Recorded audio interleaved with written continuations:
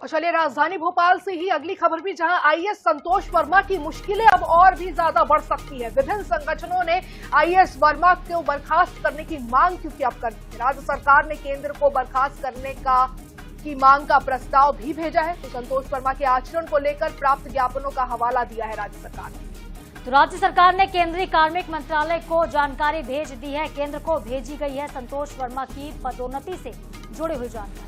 तो फिर से मुश्किलों में घिरते नजर आ रहे संतोष वर्मा।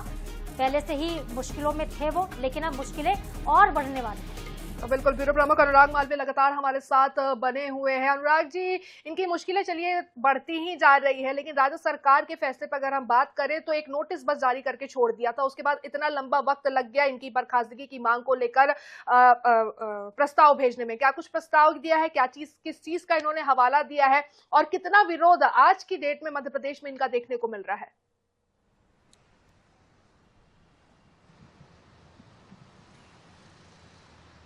हाँ बिल्कुल, देखिए हमने शुरू से ही बताया था कि जिस तरह से सिर्फ कृषि मंत्रालय से, कृषि विभाग से हटाया गया था, ये पूरा कहीं ना कहीं खाना पूर्ति थी। और उसके बाद हमने देखा था कि तमाम जो संगठन है उनका रोष यहाँ पर बढ़ा था। अब ये रोष एक हद तक के एक अक्रॉस द लिमिट चला गया था, और यही कारण है कि राज्य सरकार दबाव में नजर आई है। और इसी दबाव के चलते कहीं ना कहीं अब परिस्थितियां दूसरे तरीके की बनी। राज्य सरकार ने जो है केंद्र के कार्मिक मंत्रालय को पत्र लिखा है, जो इन सारी विषयों को डील करता है कि जो संतोष वर्मा है उनको अब बर्खास्त किया जाए। और निश्चित रूप से कहीं ना कहीं उसके कई सारे कारण हैं जो राज्य सरकार ने भेजे हैं, चाहे वो फर्जी डॉक्यूमेंटेशन की बात हो या फिर विवादित बयानों की। तमाम चीजों का उल्लेख करते हुए ये पत्र लिखा गया है। और जिस तरह से पत्र लिखा गया है तो माना जा रहा है कि वर्मा की बर्खास्तगी भी तय है। अब देखना यह है कि केंद्र का एक्शन कितने दिनों में सामने आता है। जी बिल्कुल, देखना होगा कि केंद्र कितने दिनों में इस पर एक्शन लेता है। नजरें आप बनाए रखिएगा इस खबर पर। आगे आपसे अपडेट हम लेते रहेंगे। फिलहाल आपका बहुत शुक्रिया अनुराग, तमाम जानकारी के लिए।